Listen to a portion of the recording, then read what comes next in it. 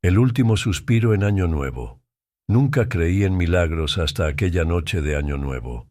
Yo, Rodrigo López, el que siempre se burló de las creencias de los demás, el que pensaba tener todas las respuestas, me vi enfrentado a algo que cambiaría mi vida para siempre. Les voy a contar lo que pasó, aunque todavía me cuesta trabajo entenderlo. Mi hermano Ernesto estaba muriendo. Los doctores le daban apenas unas semanas de vida, y yo me sentía impotente. Cada mañana, mientras abría mi pequeña tienda de abarrotes en la colonia Doctores, miraba hacia su ventana en el segundo piso de nuestra casa, preguntándome si ese día sería el último. Alma Gutiérrez, mi vecina de toda la vida, siempre me saludaba cuando venía a comprar. Era una mujer de fe inquebrantable, con una devoción especial por la Santa Muerte que yo nunca entendí. Su hija Paula, una muchacha brillante que estudiaba medicina en la UNAM, solía ayudarme a organizar el inventario los fines de semana.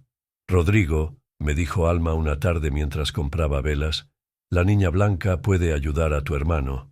Ella escucha a quienes la buscan con verdadera necesidad». Me reí, como siempre lo hacía cuando hablaba de sus creencias. «Doña Alma, por favor, Ernesto necesita medicina, no supersticiones». Pero la noche del 31 de diciembre, todo cambió.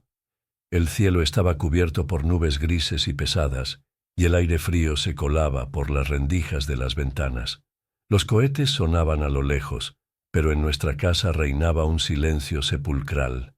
Ernesto había empeorado drásticamente. Don Chucho, el anciano que todos respetaban en el barrio, vino a visitarnos esa tarde.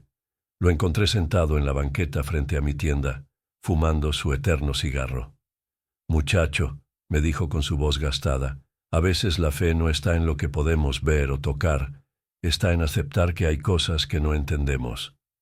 Mientras cerraba la tienda, noté que las luces navideñas del barrio estaban apagadas, como si toda la colonia supiera que no había nada que celebrar. El doctor había dicho que Ernesto probablemente no pasaría la noche. Fue entonces cuando lo vi. Un niño sentado en los escalones de mi casa. Vestía ropa vieja y sucia, pero había algo en sus ojos que me detuvo. Sin decir palabra, extendió sus manos y me entregó algo envuelto en un paño negro. «Pide con fe, pero acepta el costo», susurró con una voz que no parecía la de un niño. Cuando parpadeé, había desaparecido. Desenvolví el bulto con manos temblorosas. Era una pequeña figura de la Santa Muerte, tallada en madera oscura. En ese momento, escuché a Ernesto gritar desde su habitación. Subí los escalones de 3 en 3, con el corazón latiendo en mis oídos. Mi hermano estaba sentado en su cama, bañado en sudor, pero sus ojos brillaban como no lo habían hecho en meses. «Rodrigo», me dijo, «la vi.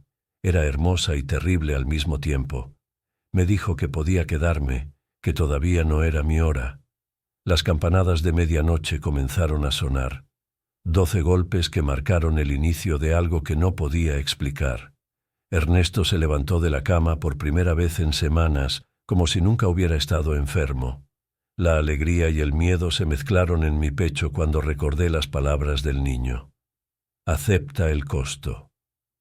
Al día siguiente, cuando fui a agradecerle a Alma, su casa estaba vacía. No había muebles, ni cortinas, ni señales de que alguien hubiera vivido allí. Paula tampoco apareció en la universidad, según me dijeron sus compañeros. Pregunté por ellas en todo el barrio, pero nadie parecía recordarlas. Era como si Alma y Paula se hubieran desvanecido en el aire de la noche a la mañana. Solo don Chucho, cuando le pregunté, me miró con sus ojos sabios y dijo: «Algunos ángeles vienen disfrazados de personas comunes, muchacho, y algunos milagros tienen un precio que no podemos entender». Han pasado 5 años desde aquella noche. Ernesto está completamente sano, trabajando y con una familia propia. Yo sigo atendiendo mi tienda, pero ya no me río de las creencias de los demás. La figura de la Santa Muerte descansa en un altar pequeño en mi casa, y cada noche de Año Nuevo enciendo una vela negra en memoria de Alma y Paula. A veces, cuando las campanas suenan a medianoche y los cohetes iluminan el cielo, Creo ver a un niño sentado en los escalones de mi casa, pero ya no me acerco. Algunos misterios es mejor dejarlos así, como testimonios silenciosos de que hay cosas en este mundo que van más allá de nuestra comprensión. La fe, como me enseñaron Alma y don Chucho, no necesita explicaciones.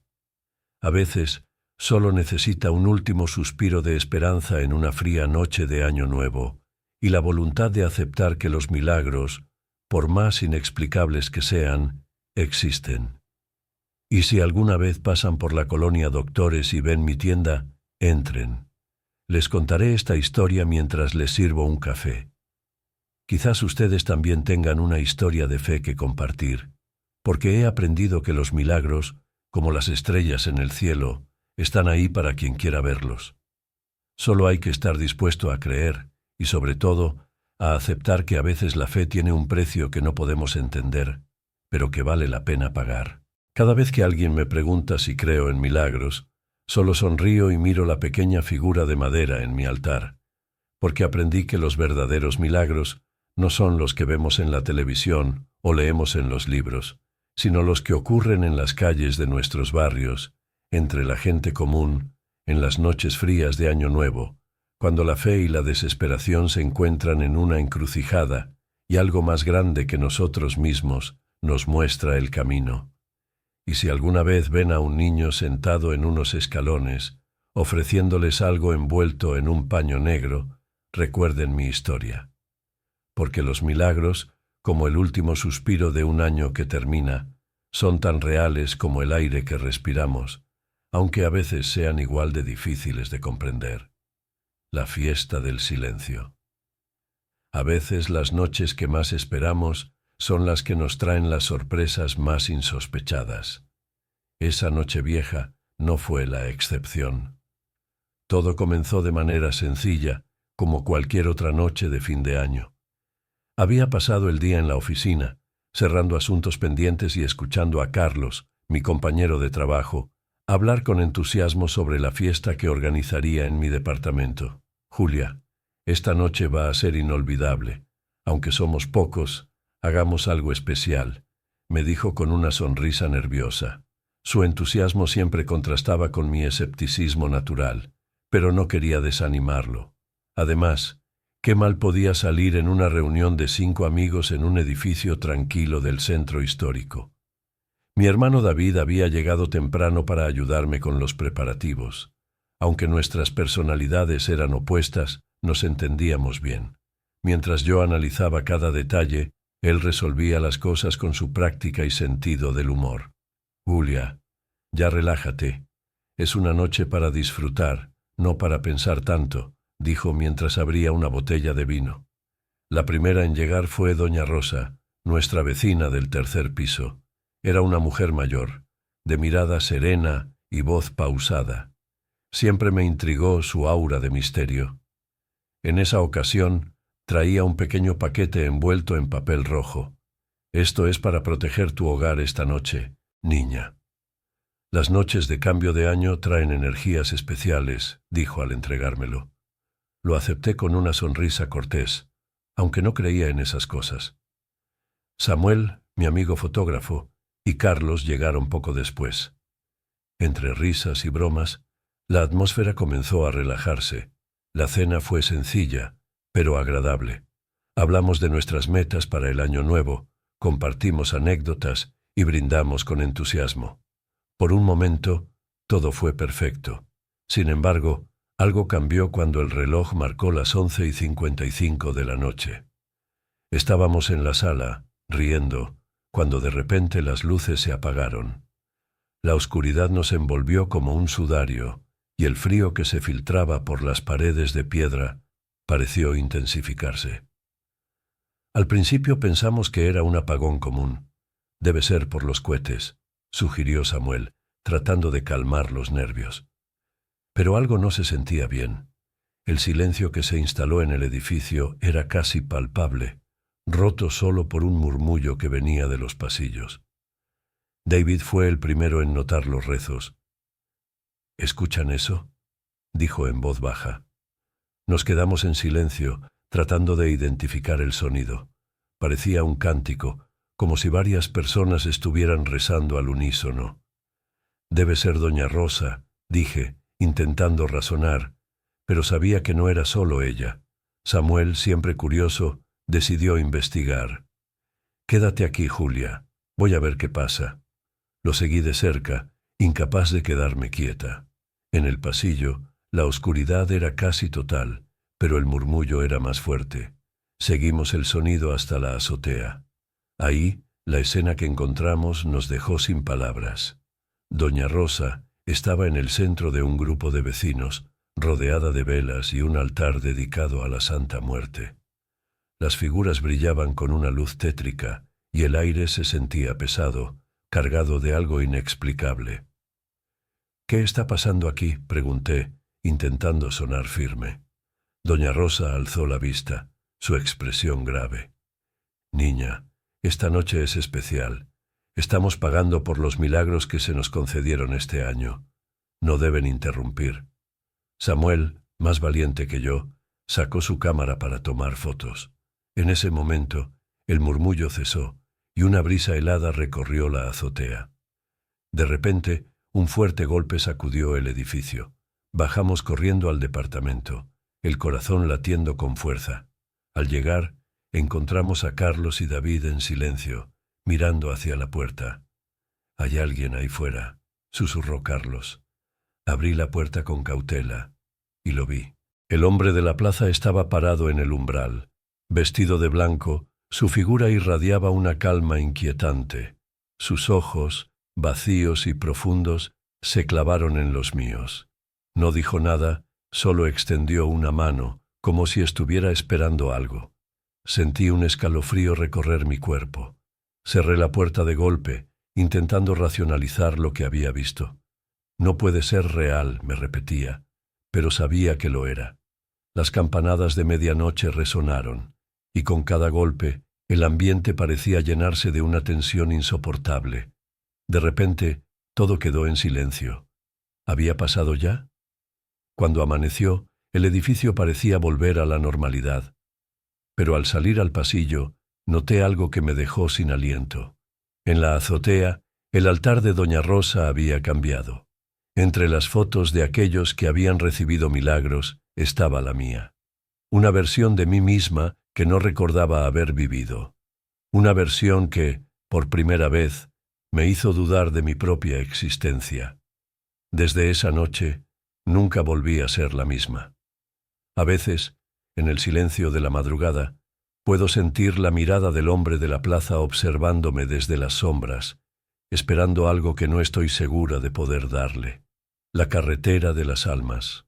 Hay noches en las que el silencio habla más fuerte que cualquier grito. Esa noche de Año Nuevo del 2018 lo aprendí de la manera más dura. Mi nombre es Héctor Valdés, y lo que voy a contarles cambió mi vida para siempre. Durante 15 años había recorrido las carreteras de México como chofer de tráiler, transportando carga de un estado a otro. Me había ganado la fama de ser uno de los más rápidos, aunque eso significara tomar atajos por rutas peligrosas. Mi hermana Gabriela siempre me rogaba que tuviera cuidado, que las prisas no traían nada bueno, pero yo solo me reía de sus supersticiones y de esa pequeña figura de la Santa Muerte que insistía en que llevara conmigo. «Las carreteras tienen memoria, hermano», me decía mientras colocaba la figura en mi mano, «y algunas almas no han encontrado su descanso». Yo guardaba la figura en la guantera más por amor a ella que por verdadera fe. Gabriela era lo único que me quedaba de familia desde que mamá murió, y su devoción por la Santa Muerte era tan genuina como su preocupación por mí. Esa noche del 31 de diciembre, me tocaba hacer un viaje a Monterrey con Alejandro, un novato que apenas llevaba 6 meses en el oficio. Era un muchacho callado pero trabajador, de esos que prefieren escuchar que hablar. La carga debía entregarse el 1 de enero sin falta, así que decidimos tomar la ruta por Tamaulipas, a pesar de las historias que circulaban sobre esa carretera. Paramos a cenar en una pequeña fonda cerca de San Fernando. El lugar estaba casi vacío, solo una mesera llamada Laura atendía las pocas mesas ocupadas. Mientras nos servía el café, Noté que no dejaba de mirar la figura de la Santa Muerte que sobresalía de mi chamarra. ¿Van a cruzar el puente de las almas?, preguntó con voz temblorosa. ¿El puente de qué?, respondí entre risas. El puente largo, el que cruza el río seco, explicó Laura. La gente dice que ahí las almas de los desaparecidos buscan ayuda para encontrar su camino. Si no dejas una ofrenda, te persiguen hasta que les das lo que necesitan. Alejandro se removió incómodo en su asiento, pero yo solo pude reírme más fuerte. Señorita, llevo 15 años cruzando puentes y lo único que me ha perseguido son las multas de tránsito. Laura no insistió, pero antes de irnos me dio un escapulario. Por si acaso, murmuró. Dicen que el hombre de negro aparece en la niebla. Retomamos la carretera cerca de las 11 de la noche. La temperatura había bajado considerablemente y una neblina espesa comenzaba a formarse. Alejandro iba callado, más de lo normal, mirando fijamente hacia adelante como si esperara ver algo aparecer en cualquier momento. No me digas que te creíste esos cuentos, le dije para romper el silencio. Mi abuela decía que hay lugares donde el mundo de los vivos y los muertos se tocan, respondió sin apartar la vista del camino. Y esta noche se siente diferente. Estaba por burlarme de su comentario cuando la figura de la Santa Muerte en el tablero comenzó a vibrar. Al principio pensé que era por el movimiento del tráiler, pero entonces noté que emitía un débil resplandor a su lado. ¿Viste eso?, susurró Alejandro. Antes de que pudiera responder, la niebla se hizo más densa, tanto que apenas podíamos ver más allá de los faros, y entonces lo escuchamos, voces susurrando nuestros nombres, pidiendo ayuda, rogando que nos detuviéramos. Son solo el viento y tu imaginación, dije en voz alta, más para convencerme a mí mismo que a Alejandro. Pero entonces lo vi. En medio de la carretera, una figura alta vestida de negro, sin rostro, con los brazos extendidos hacia nosotros. Giré el volante por instinto, aunque sabía que a esa velocidad era peligroso. El tráiler derrapó y, contra toda lógica, se detuvo en seco como si una fuerza invisible lo hubiera agarrado. El motor se apagó y el frío se intensificó hasta que podíamos ver nuestro aliento. La figura de la Santa Muerte brillaba ahora con más intensidad, y en su resplandor vi algo que me heló la sangre, el rostro de mi madre. No era la madre que recordaba de mis últimos años con ella, sino la madre joven y sonriente de mi infancia. Sus ojos estaban llenos de una tristeza que me atravesó el alma. «Hijo», dijo con una voz que parecía venir de muy lejos, «todavía tienes una deuda con la vida. Has estado corriendo de tus fantasmas por mucho tiempo». Las lágrimas comenzaron a correr por mis mejillas mientras los recuerdos que había intentado enterrar surgían a la superficie. Las peleas con mi madre, las malas decisiones, el accidente que me llevó a la cárcel, y cómo ella murió sin que yo pudiera pedirle perdón. «Mamá», susurré, «lo siento tanto». «Lo sé, hijo, pero no es a mí a quien debes pedirle perdón, sino a ti mismo». Alejandro estaba inmóvil a mi lado, con los ojos cerrados y los labios moviéndose en una oración silenciosa. La figura del hombre de negro seguía en la carretera, pero ahora podía ver que detrás de él había otras siluetas, docenas de ellas, todas esperando algo. Comprendí entonces lo que tenía que hacer. Tomé la figura de la Santa Muerte y bajé del tráiler. El frío era tan intenso que sentía que me quemaba la piel, pero seguí caminando hasta el centro del puente. Me arrodillé y coloqué la figura en el suelo. «Por todos los que buscan su camino», dije en voz alta, «por todos los que necesitan paz». Un viento cálido sopló de repente, llevándose la niebla consigo. Cuando volví al tráiler, el motor arrancó al primer intento. Alejandro y yo completamos el viaje en silencio, llegando a Monterrey justo cuando el sol comenzaba a salir en el primer día del Año Nuevo. Nunca volvimos a hablar de lo que pasó esa noche. Alejandro dejó el trabajo un mes después, y la última vez que lo vi estaba estudiando para ser sacerdote. En cuanto a mí, dejé las rutas peligrosas y comencé a visitar más seguido a Gabriela. Cada Año Nuevo regreso a ese puente y dejo una nueva figura de la Santa Muerte, no por miedo, sino por respeto, porque aprendí que las carreteras sí tienen memoria, y que algunas deudas solo se pueden pagar con el corazón. Don Felipe, el viejo gasolinero que atiende la última estación antes del puente, dice que desde esa noche la niebla ya no es tan espesa, y que el hombre de negro ya no aparece tanto como antes. Dice que las almas encontraron un poco de paz. Laura sigue trabajando en la fonda, y cada vez que paso por ahí me recibe con una sonrisa cómplice.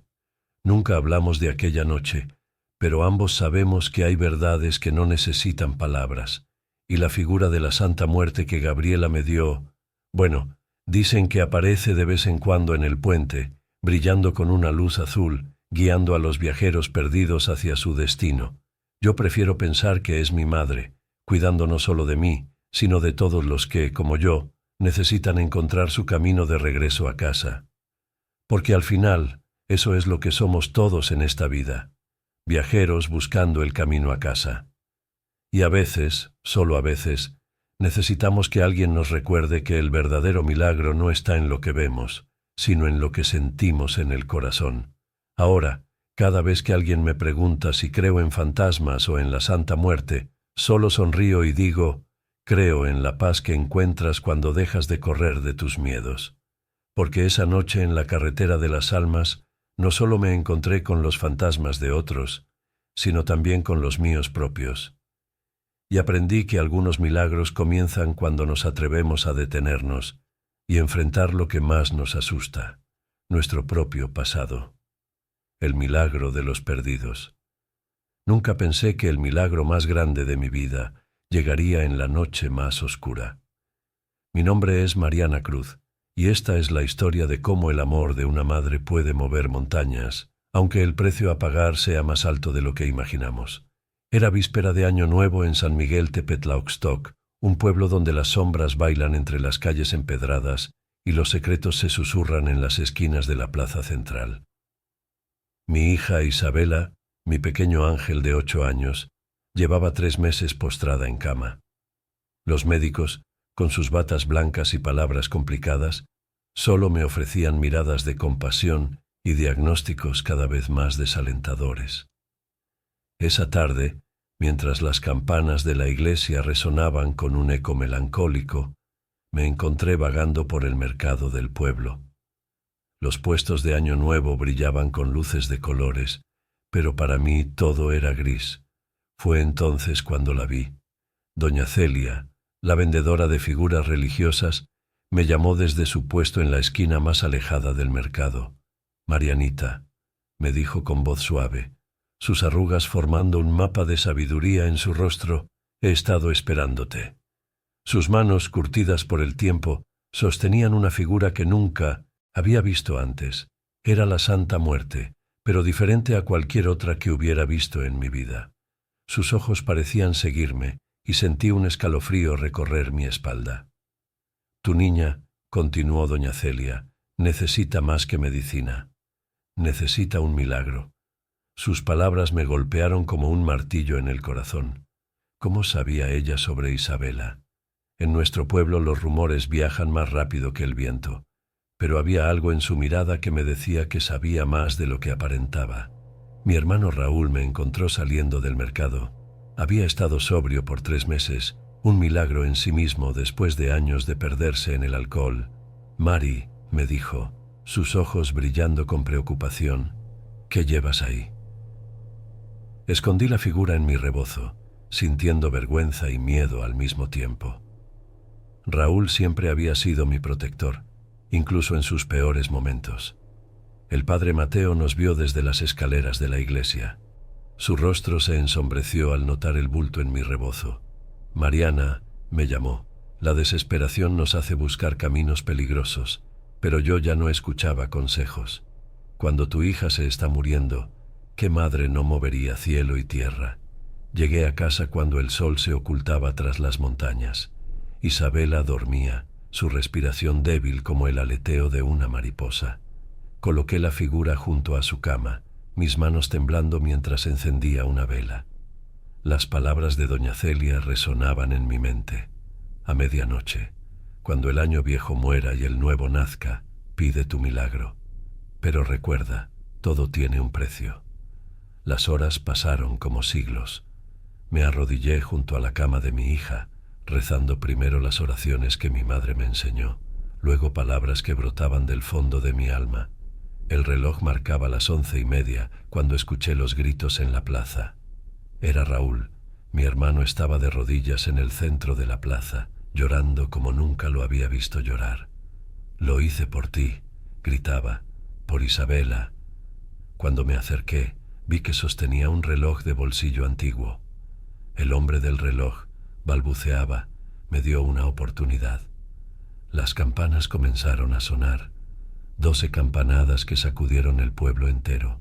Corrí de vuelta a casa, mi corazón latiendo tan fuerte que pensé que se saldría de mi pecho. Al entrar al cuarto de Isabela, la encontré sentada en su cama, sus mejillas rosadas por primera vez en meses.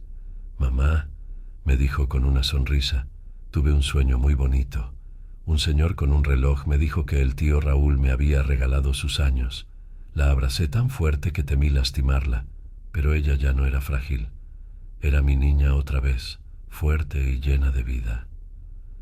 La mañana siguiente, mientras el pueblo despertaba con la resaca de Año Nuevo, fui a la casa de doña Celia. Necesitaba respuestas, pero su puesto había desaparecido, como si nunca hubiera existido. En su lugar, encontré un altar pequeño con una lista de nombres grabados en la pared. El último nombre me heló la sangre: Raúl Cruz. 365 días. Mi hermano vivió exactamente un año más. 365 días en los que no tocó una gota de alcohol, en los que sonrió más que en toda su vida anterior. La última noche, mientras las campanas de Año Nuevo volvían a sonar, me abrazó y me dijo: «No me arrepiento de nada, Mari. Un año de vida por la vida entera de Isabela.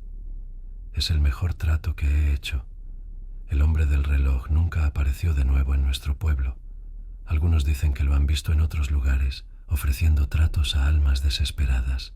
La figura de la Santa Muerte desapareció la misma noche que Raúl partió, pero a veces, cuando las campanas suenan a medianoche, juro que puedo ver su silueta en las sombras de la plaza. Isabela tiene ahora 15 años.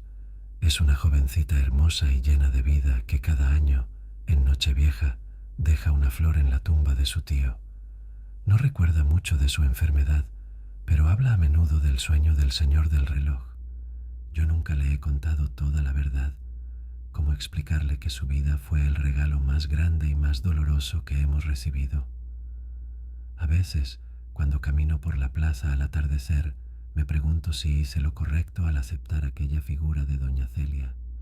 Pero entonces veo a mi hija reír. La veo crecer y soñar, y sé que Raúl tenía razón. Hay milagros que tienen un precio, y hay amores que valen cualquier sacrificio. El padre Mateo dice que Dios obra de maneras misteriosas, que debemos tener fe en sus designios. Yo ya no estoy tan segura de en qué creer. Solo sé que en este pueblo, cuando las campanas suenan a medianoche en Año Nuevo, las madres abrazan más fuerte a sus hijos, y los hermanos se miran con un amor más profundo. Y si alguna vez, en una noche oscura, ves a un hombre con un reloj antiguo ofreciéndote un trato, recuerda mi historia. Recuerda que los milagros existen, pero que a veces el precio no lo paga quien crees. Recuerda que en las calles de San Miguel Tepetlaoxtoc, entre las sombras de la plaza y el eco de las campanas, existe una historia de amor y sacrificio que nadie se atreve a contar en voz alta.